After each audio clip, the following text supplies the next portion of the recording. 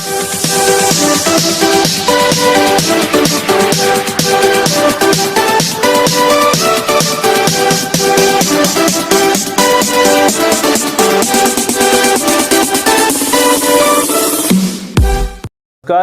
एक बार फिर से स्वागत है आपका मनिंदर साइंस स्कूल की ऑनलाइन क्लास में। मैं सज्जनपाल मील एक बार फिर क्लास 10वीं की सामाजिक विज्ञान का एक और टॉपिक लेकर आपके सामने हाजिर हूं। आज का देखो जो हमारा टॉपिक है वह है हमीरदेव चौहान और तुगलक वंश। इन दोनों देखो टॉपिकों को हम पढ़ेंगे। पहले हमीरदेव चौहान और उसके बाद में तुगलक वंश के बारे में अपने जानेंगे।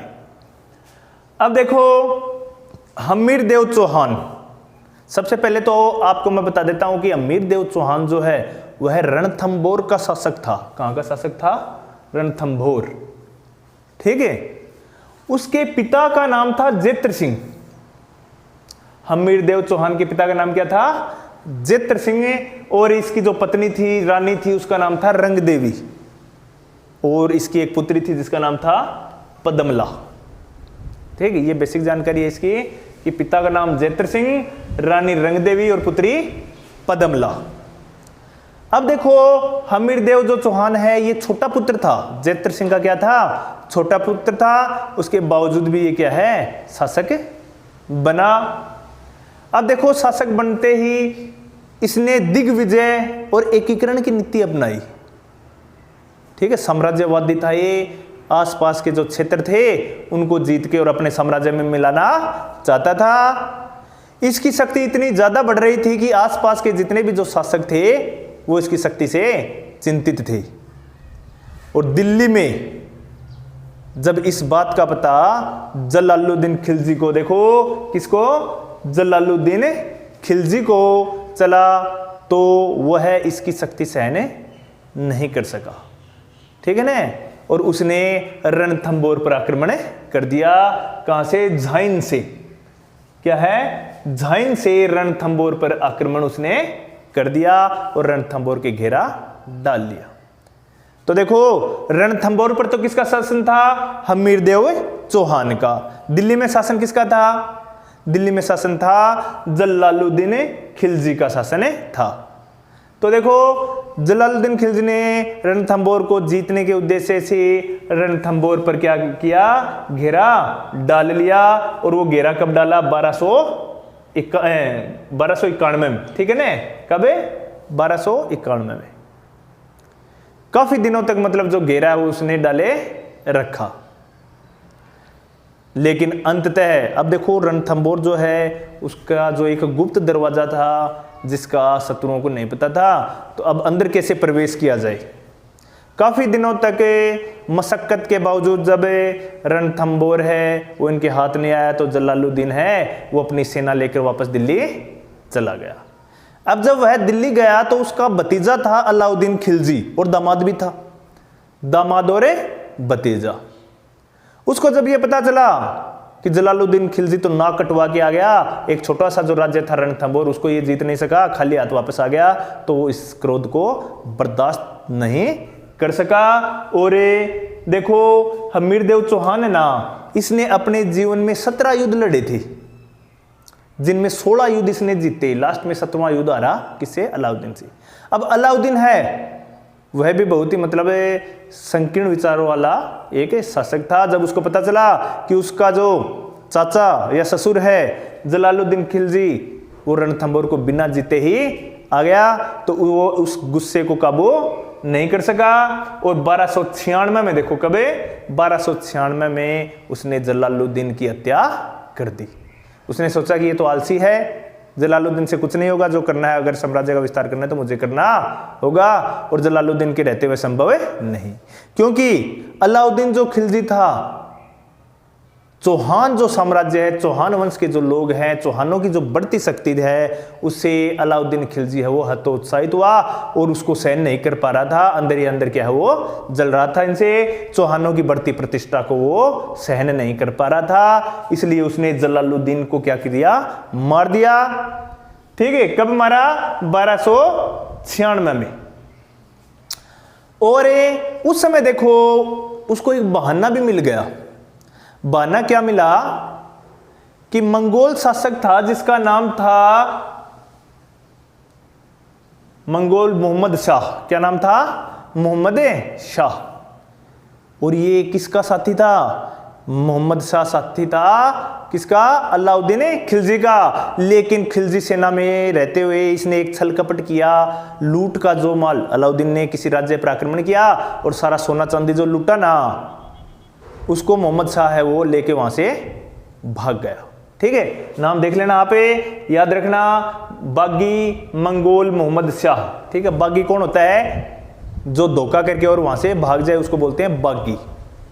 तो और यहां से इसने धोखा किया किसके साथ? अलाउद्दीन खिलजी के साथ धोखा किया। और धोखा करके वो लूट का जो सामान है वो लेकर ये कहां चला गया? सीधा रणथंभौर चला गया, जहां पर शासक कौन था? हमीरदेव चौहान। हमीरदेव चौहान की शरण में गया। हमीरदेव चौहान ने इसे साफ मना कर दिया कि मैं तेरी सहायता नहीं कर सकता। हमीरदेव ने साफ मना किया। लेकिन इसने हमीरदेव से कहा कि मैंने तो सुना था कि रणथंभौर के जो चौहान है उनका दिल बहुत बड़ा है, उनके पास कोई भी सहायता के लिए आता है ना तो वो खाली हाथे नहीं जाता। अब आपकी मर्जी है, आप मुझे यहां से खाली हाथे लौटाओ। तो ये शब्द सुनकर फिर भी उसने, जो हमीरदेव चौहान ने इसे सहायता देने के लिए मना कर दिया। लेकिन जब ये दोबारा इसने सहायता मांगी तो हमीरदेव चौहान ने इसे शरण दे दी, क्योंकि ये अलाउद्दीन खिलजी का बागी था। हमीरदेव चौहान के सारे जो मंत्री थे, जो भी गणमान्य व्यक्ति थे, उन्होंने हमीरदेव चौहान को समझाया कि अलाउद्दीन खिलजी से के बागी को शरण देने का मतलब है कि अलाउद्दीन खिलजी से दुश्मनी लेना, और ऐसा करके आप अपने ही नहीं पूरे राज्य को संकट में डाल रहे हो। लेकिन फिर भी देखो, अलाउद्दीन खिलजी है, उसको इस चीज का बहाना मिल गया आक्रमण करने का कि हमीरदेव जो चौहान है इसने हमारे बागी को क्या दिया है? संरक्षण दिया है। हमीरदेव चौहान है, उसने कहा कि हमारी जो राजपूती सभ्यता है वो सदा से यही रही है कि हमारे पास अगर कोई शत्रु भी आए तो हमने उसकी सहायता की है, अब तो जो आगे होगा वो देखा जाएगा। ये कहते हुए उसने क्या किया? जो बागी था उसको, मोहम्मद शाह, उसको शरण दे दी।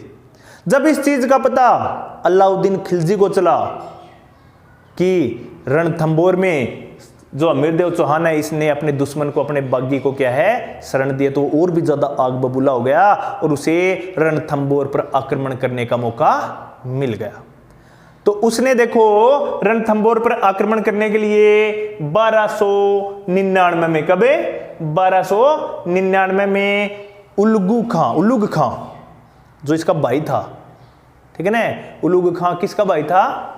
अलाउद्दीन खिलजी का। और नुसरत खां के साथ शाही सेना भेजी रणथंभौर पर आक्रमण करने के लिए। और उलगू खां और नुसरत खां ने क्या किया? रणथंभौर है उसको घेर लिया और युद्ध का डंका वो बजा दिया।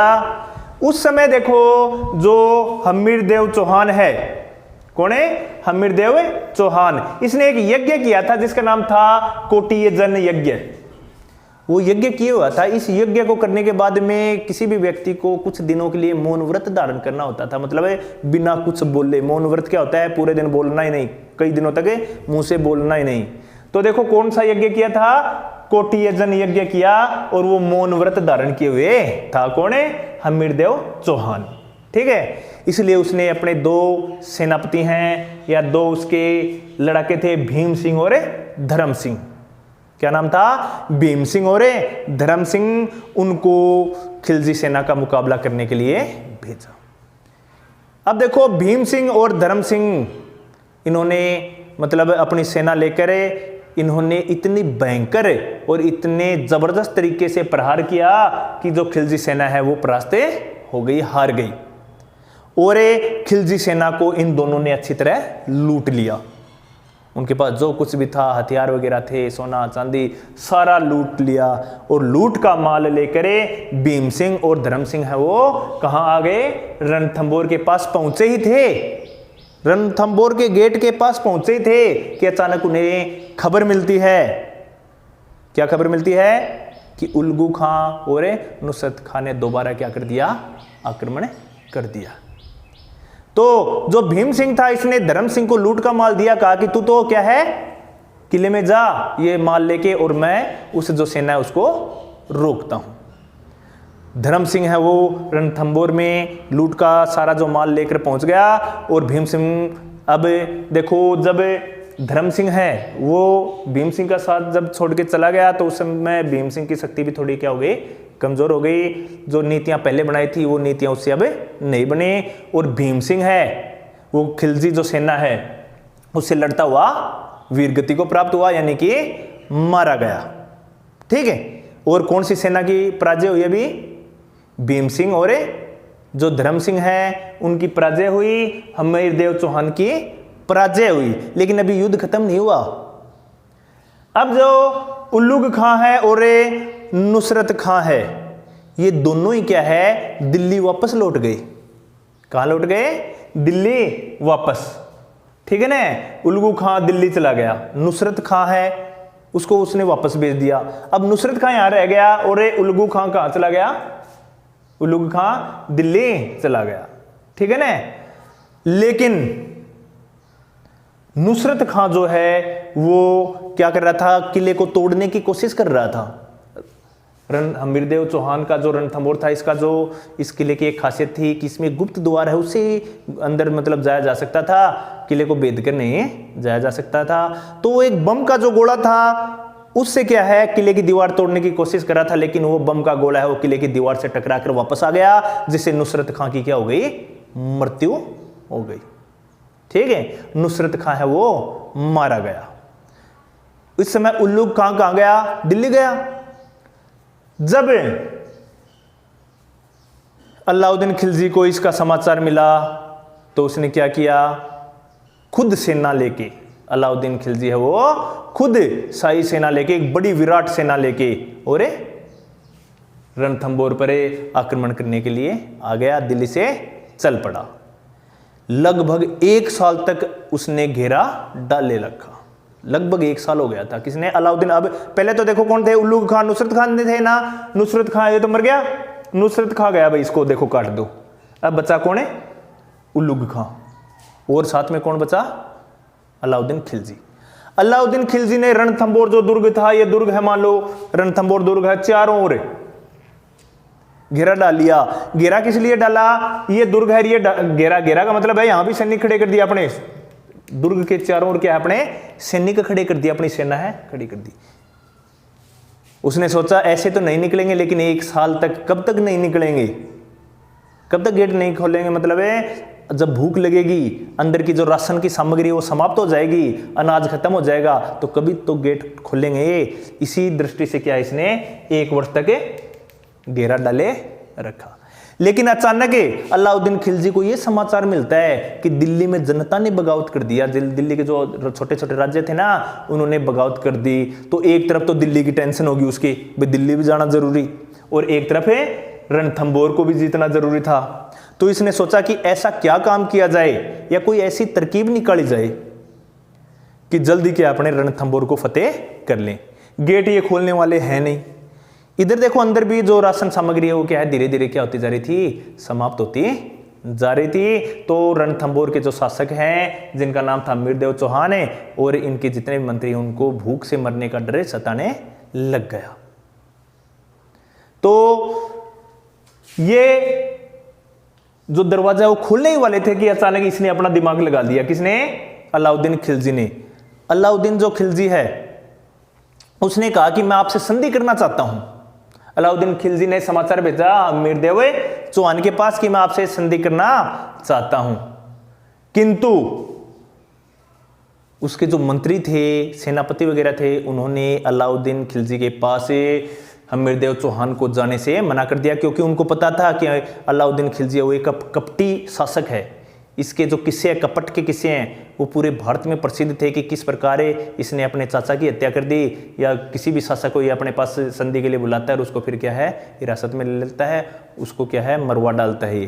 तो हमीरदेव चौहान को जाने से मना कर दिया। तो हमीरदेव चौहान ने अपने 2 सेनापति भेजे, जिनका नाम था रणमल और रतिपाल।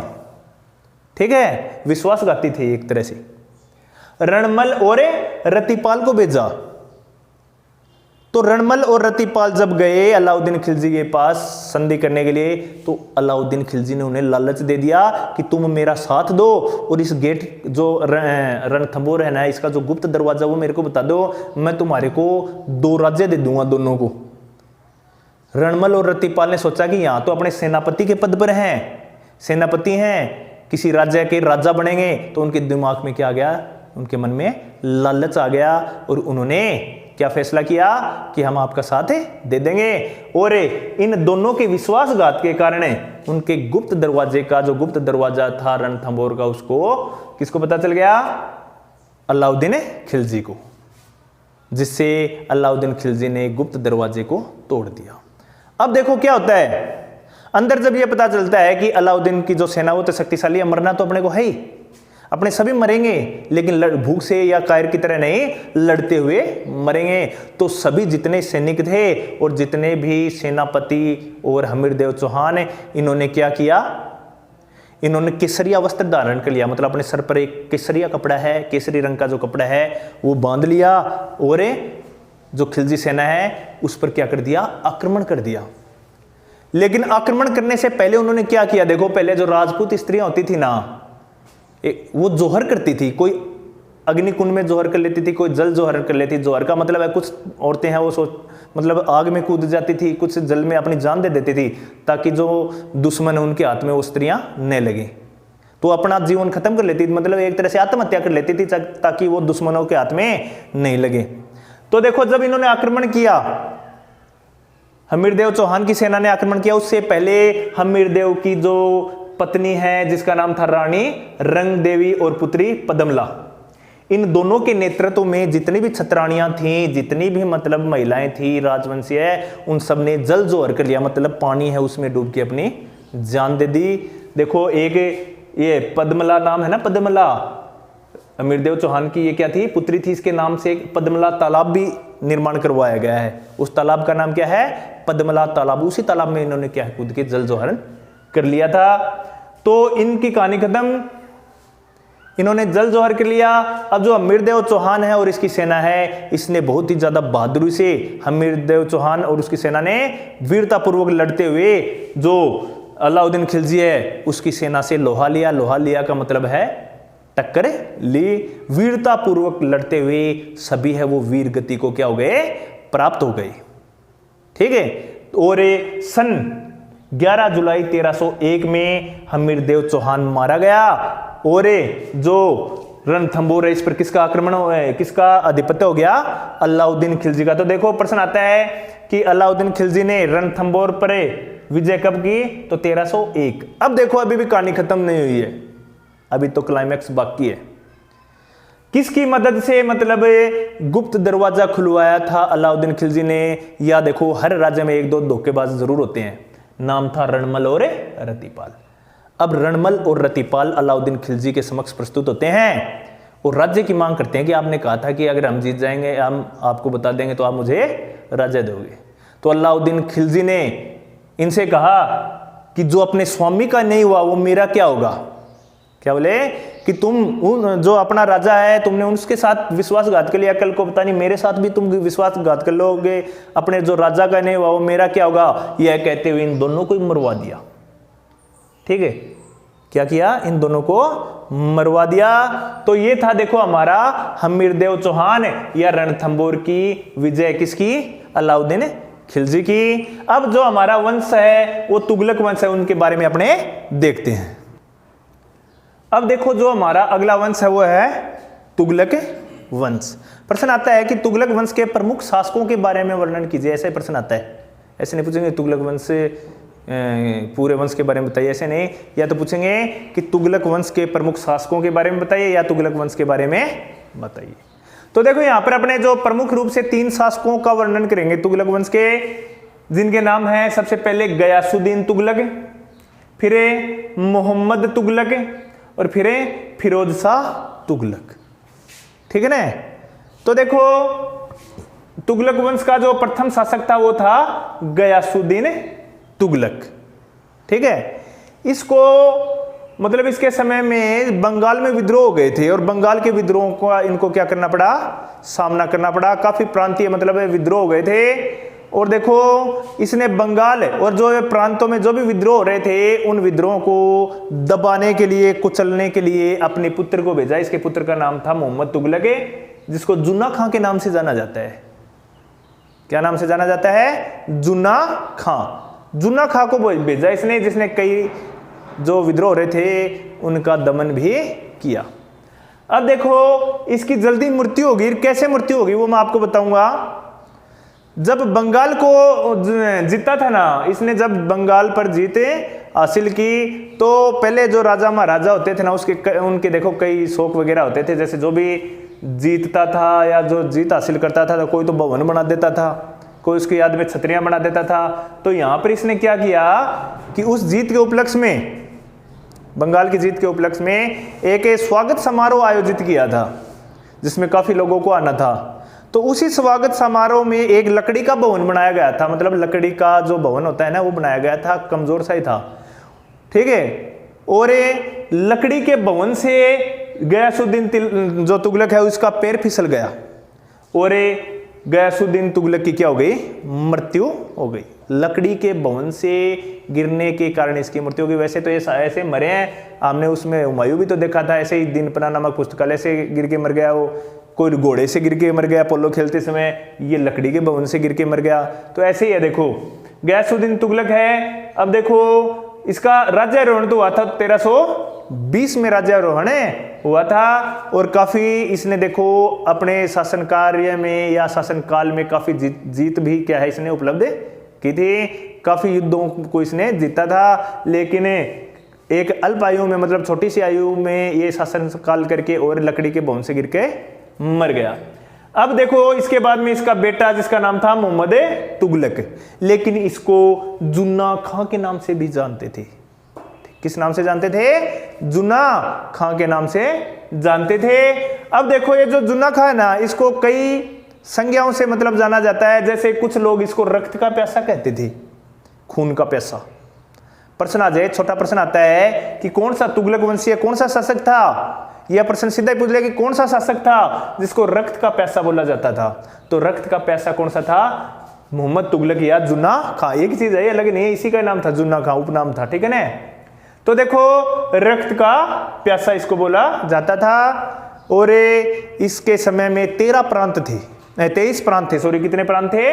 23 प्रांत थे, जिनका इसने लगभग क्या कर लिया था? एकीकरण कर लिया था, अपने साम्राज्य में मिला लिया था। अब 1327 से 1335 तक इसने अपनी राजधानी देवगिरी को बना के रखा। तो प्रश्न आ जाए कि मोहम्मद तुगलक की राजधानी कौन सी थी? देवगिरी, ठीक है ना। और देखो जो देवगिरी, इसको दौलताबाद के नाम से भी जाना जाता है। किस नाम से जाना जाता है? दौलता। उसका नाम परिवर्तन कर दिया। तो राजधानी का नाम परिवर्तन करने वाला शासक कौन था? कौन था? जुन्ना खां या मोहम्मद तुगलक। कौन, क्या नाम किया इसने? राजधानी है जो इसकी देवगिरी, उसका नाम इसने क्या रख दिया? दौलताबाद, ठीक है। अब देखो 1330 में देखो इसने क्या किया। 1330 में इसने एक मुद्रा चलाई जो तांबे की और कांसे की होती थी। धातु है ना, तांबा और कांसा, उसकी इसने सांकेतिक मुद्रा चलाई। भाई राज्य में क्या है, कोई भी व्यापार करने के लिए, चीजें खरीदने और बेचने के लिए क्या किया जाए? मुद्रा चलाई जाए। तो इसने कौन सी मुद्रा चलाई? तांबे और कांसे की मिश्रित, यानी कि उसको मिला के एक मुद्रा बनाई। लेकिन लोग देखो आजकल भी लोग जाली मुद्रा बनाते हैं ना, नकली नोट बनाते हैं, उस समय से ये मतलब हुनर है लोगों में। तो यहां पर देखो जो मोहम्मद तुगलक ने तांबे और कांसे की मुद्रा बनाई मिला के मिश्रित, तो लोगों ने फर्जी मुद्राएं बनानी चालू कर दी, शुरू कर दी। नकली जो मुद्राएं हैं वो बनाना प्रारंभ कर दिया, जिससे क्या है, मोहम्मद तुगलक को वो अपनी जो मुद्रा थी उसको क्या करना पड़ा? बंद करना पड़ा, क्योंकि लोग नकली अपने घर घर पे क्या है मुद्रा बना के लाने लगे। तो इसे सिस्टम है वो सारा गड़बड़ा गया। तो देखो प्रश्न आ जाए छोटा कि तांबे और कांसे की मिश्रित मुद्राएं चलाने वाला तुगलक वंशीय शासक कौन सा था? तो मोहम्मद तुगलक था, ठीक है। और 1351 में मोहम्मद तुगलक की क्या हो गई? मृत्यु हो गई, ठीक है। अब उसके बाद में फिरोज शाह तुगलक, ये क्या था? मोहम्मद तुगलक का बेटा नहीं था, चचेरा भाई। चचेरा भाई क्या होता है? चाचा का लड़का, ठीक है ना। चचेरा भाई क्या होता है, चाचा का लड़का। तो कौन था चाचा का लड़का, फिरोज शाह तुगलक। किसके चाचा का लड़का था, मोहम्मद तुगलक के चाचा का लड़का था। तो ये शासक कब बना, सीधी सी बात है, जब ये मरेगा तब ये शासक बनेगा। तो ये मोहम्मद तुगलक मरा कब, मृत्यु कब हुई, 1351 में। तो फिरोज शाह तुगलक भी कब बना शासक है, 1351 में, ठीक है ना। तो देखो प्रश्न आ जाए, फिरोज शाह तुगलक है वो शासक कब बना, 1351 में। अब इसने कुछ नए सुधार लागू किए। सबसे पहला इसने सुधार क्या लागू किया, इसने जो सेना की नौकरियां थी ना, सेना में मतलब जो सैनिक भर्ती करते थे, वो वंशानुगत कर दी, ठीक है ना। वंशानुगत का मतलब भाई जो सैनिक होगा आगे भी उसका बेटा ही सैनिक बनेगा, फिर उसका बेटा सैनिक बन जाएगा, फिर उसका बेटा। क्योंकि इसने सोचा कि अगर कोई विद्रोह करेगा तो सैनिक ही कर सकते हैं, सेनापति है या जो सैनिक है वह अपना विद्रोह कर देगा या अपने विद्रोह कर देंगे ना तो अपना तख्ता पलट भी कर सकते हैं। तो उनको खुश किया जाए पहले तो उनको आश्वासन देने के लिए कि भविष्य में भी ये जो नौकरी है वो आपके पास ही रहेगी, आपके खानदान के पास ही रहेगी। तो सेना की जो नौकरी होती थी उसको क्या कर दिया इसने, वंशानुगत कर दिया, यानी कि बाप के बाद बेटा और फिर उसके बाद में उसका बेटा, ठीक है। अब देखो जांच की जो प्रणाली थी वो इसने त्याग दी। मतलब सैनिक जो मतलब भर्ती होते थे ना पहले, उनमें क्या होता था, जैसे उनकी दौड़ वगैरह कराते थे, उनका बल देखते थे, उनसे वजन वगैरह उठाते थे, ऐसी योग्यता देखते थे, उन हाइट वगैरह जैसे आजकल फौज में भर्ती के समय देखी जाती है ना, उस समय भी देखी जाती थी, हाइट अच्छी है, वेट अच्छा है और इसके मतलब दौड़ अच्छी है, भागना, तो ये देखो सब कुछ पहले भी देखते थे। तो इसने जब सेना की नौकरी को वंशानुगत किया ना, तो वो नाप तोल की जो सारी प्रणाली है उसका त्याग कर दिया। आज के बाद में कोई नाप तोल नहीं होगा, सीधा सैनिक का बेटा ही सैनिक बनेगा, वो चाहे 100 किलो का हो चाहे 100 ग्राम का हो, ठीक है ना। इसने सीधा स्पष्ट कर दिया कि बाप के बाद में उसका बेटा ही नौकरी करेगा। तो देखो क्या किया इसने, सेना की नौकरी वंशानुगत कर दी और योग्यता की जांच का क्या कर दिया, जांच प्रणाली का त्याग कर दिया कि आज के बाद में किसी भी प्रकार की योग्यता नहीं देखी जाएगी। तो ये काम इसने किस लिए किया था, अपने सैनिकों को खुश करने के लिए किया था, ताकि भविष्य में कभी भी क्या न है वो कोई विद्रोह नहीं कर दे, सैनिक विद्रोह नहीं कर दे। सैनिकों के विद्रोह से डरते हुए इसने ये काम किया। अब देखो इसने अपने पुत्र फतेह खां को उत्तराधिकारी नियुक्त किया। पहले ही उसका नाम घोषित कर दिया कि मेरा जो बेटा है ना फतेह खां, वो मेरे बाद में क्या उत्तराधिकारी बनेगा। क्यों कर दिया पहले ही, देखो पहले वाला सिस्टम क्या था, अगर बाप है वो बेटे को नियुक्त नहीं करता था तो फिर बाप है उसको कैद कर देते थे बेटे। आपने मुगल वंश में भी देखा होगा, मैंने आपको पढ़ाया था। तो ये डर था कि मेरा बेटा है, मेरे गर्दन पे तलवार रखी और मेरे को बंदी न बना ले, इससे पहले इसका नाम मैं अलाउंस कर देता हूं। तो पहले ही उसने किसको नियुक्त कर दिया, अपने पुत्र को नियुक्त कर दिया जिसका नाम था फतेह खां। दूसरा जो सिक्के आते थे ना, सिक्के मुद्राएं जो आती थी उन पर शासक का चित्र होता था, शासक की फोटो होती थी लगी होती। तो इसने अपने पता नहीं पुत्र से डरता था या प्रेम ज्यादा करता था, अपनी फोटो के साथ अपने पुत्र की भी फोटो उस पर छपवाई, ताकि भविष्य में बेटा है वो इसका इसके ऊपर मतलब इसको बंदी वगैरह न बना ले, ठीक है ना। तो देखो इसने क्या किया, पुत्र फतेह खां को उत्तराधिकारी नियुक्त कर दिया और जो सिक्के हैं उनके ऊपर अपने पुत्र की जो आकृति है वो भी इसने आकृत करवाई। अब देखो इसके बाद में ये भवन निर्माण और कला निर्माण का तो बहुत ही ज्यादा प्रेमी था। इसका सबसे ज्यादा जो शौक था वो भवन, बड़ी बड़ी मतलब जो घर है, भवन है, किले हैं, उनको बनवाना। और पहले देखो ज्यादातर राजा महाराजा है ना, किलों और जो ये जो इमारतें हैं इनको ज्यादा मतलब बनवाते थे, क्योंकि पहले टाइम पास का तो कोई साधन था नहीं।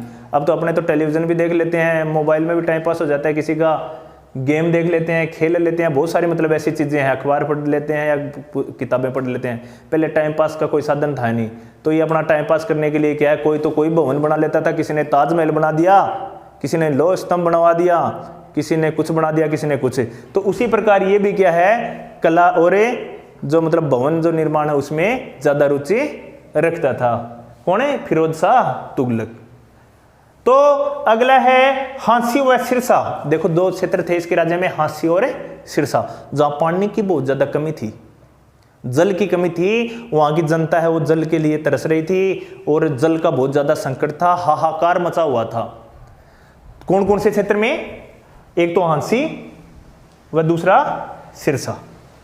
तो पानी के संकट को दूर करने के लिए क्या करवाया इसने, कुएं खुदवाए नहीं, नहरें बनवाई। क्या बनवाई? नहरें, ताकि वहाँ जो जल की समस्या उसका क्या हो सके, निराकरण हो सके और जल की जो समस्या है वो मिट सके, जिसके लिए इसने क्या की, नहरें खुदवाई। दूसरा देखो, ये इसके कार्य थे। प्रश्न आ जाए फिरोज शाह तुगलक के जो योजनाएं हैं या कार्य उनके बारे में भी बताइए, तो उसमें ये सारा अपने को लिखना है। अब ब्राह्मणों का बहुत बड़ा दुश्मन था एक तरह से कहा जाए तो, धार्मिक कट्टरवादी था एक नंबर का। इसने देखो क्या किया, गैर इस्लामिक जो सजाएं थी वो तो क्या कर दी, सारी समाप्त कर दी, सारी इस्लामिक सजाएं रखी। ब्राह्मणों पर जजिया कर लगा दिया इसने। जजिया कर पहले वाले वीडियो में भी मैंने आपको बताया था, धार्मिक कर था एक तरह से, यानी कि मुसलमानों के अलावा अगर मुस्लिम क्षेत्रों में दूसरे हिंदू या सिख या जो भी रहते हैं तो उन पर ये लगता था, मुसलमानों पर कर नहीं लगता था। मुसलमानों के अलावा दूसरे धर्म के लोग अगर रहते थे ना तो उनको कर देना पड़ता था, उसको बोलते थे जजिया कर। तो ब्राह्मणों पर इसने जजिया कर लगा दिया कि अगर आपको यहाँ रहना है, मुसलमानों में रहना है ना, तो जजिया कर देना ही पड़ेगा। ठीक है। और शिया समर्थकों को इसने मृत्युदंड दिया। शिया समर्थक का मतलब क्या, मुसलमान जो है इस्लाम धर्म है, इसमें दो प्रकार के मतलब धर्मावलंबी, एक तो शिया और एक सुन्नी। ठीक है। तो शिया इस्लामिक का जो समर्थन करते थे, जो मुसलमान थे, उनको इसने मरवा दिया, लगभग को क्या मृत्युदंड दिया। इसने कहा कि अगर मानोगे तो आप सुन्नी जो इस्लाम है उसको मानो, उसके समर्थक बनो, अगर शिया इस्लाम है इसका कोई समर्थन करता हुआ पाया गया तो उसको मृत्युदंड दिया जाएगा। और इसने ऐसा किया भी। शिया जो समर्थक थे उनका इसने, बहुत सारे जो शिया समर्थक थे उनका जो गर्दन है, उनकी गला है वो क्या है, गर्दन धड़ से अलग करवा दी इसने, बहुत सारे लोगों को मृत्युदंड दिया। तो प्रश्न आ जाए कि शिया समर्थकों को मृत्युदंड देने वाला शासक कौन सा था, तो ये है फिरोज शाह तुगलक। हांसी और सिरसा में पानी की कमी को दूर करके नहर निकालने वाला पहला तुगलक वंशीय शासक कौन था, तो नहर प्रणाली वाला भी कौन था, फिरोज शाह तुगलक। अब देखो, इसको फलों का बहुत ज्यादा शौक था, खास करके अंगूर और खरबूजों का। ठीक है। अंगूर तो दूसरे काम में लेता था, शराब वगैरह बनवाने के, इसलिए इसने देखो दिल्ली में बहुत सारे बाग बनवाए। बाग जानते हो ना। और इसने कहा कि इन बागों में खरबूजों की और अंगूरों की खेती करो। ठीक है। ये काम बढ़िया करवाया है ना, ये काम ठीक करवाया था इसने। दिल्ली में कौन सी खेती को प्रोत्साहन दिया इसने, कौन सी खेती करवाई दिल्ली में, एक तो खरबूजों की और एक अंगूरों की। देखा कि अंगूर खा भी लेंगे और शराब भी इनसे बन जाएगी, दोनों काम हो जाएंगे, एक तीर से दो शिकारे हो जाएंगे। तो देखो फिरोज शाह तुगलक की जो प्रमुख योजना आ जाए तो सबसे पहले 1351 में शासक बना, फिर सेना की नौकरी वंशानुगत कर दी, पुत्र फतेह खां को उत्तराधिकारी नियुक्त किया, भवन निर्माण में कला, हांसी और सिरसा में नहर बनवाई, ब्राह्मणों पर जजिया कर लगाया, शिया समर्थकों को मृत्युदंड दिया और दिल्ली में खरबूजों और अंगूरों की खेती इसने करवाई। तो ये देखो आज हमारा क्या हुआ है, तुगलक वंश तो पूरा हो गया है ना। अब जब अपने कल मिलेंगे ना तो अलग एक दूसरा टॉपिक लेके आएंगे। आज के हमारे देखो दोनों टॉपिक है, अमीर देव चौहान है। अगर इसको आप कहानी की तरह, जैसे आप कहानी सुनते हो ना, दादी माँ की कहानियां सुनते हैं अपने, वैसे अगर इसको ध्यान से अगर आप देखोगे तो ये याद हो जाएगा। और तुगलक वंश के बारे में मैंने आपको बता दिया। इसके अलावा जिस बच्चे ने पीछे के वीडियो नहीं देखे तो पीछे के वीडियो है वो भी देखता जाए। 2-4 वंश हो रहे हैं, इसके 2-4 प्रश्न और बनते हैं, और करवा के फिर दूसरे पाठ के भी आपको नोट्स हैं वो व्हाट्सएप पर भेज दिए जाएंगे। आशा करता हूँ कि पहले वाले जो नोट्स हैं वो तो आपने कर लिए होंगे। तो देखो मिलते हैं अगले वीडियो में, तब तक के लिए धन्यवाद।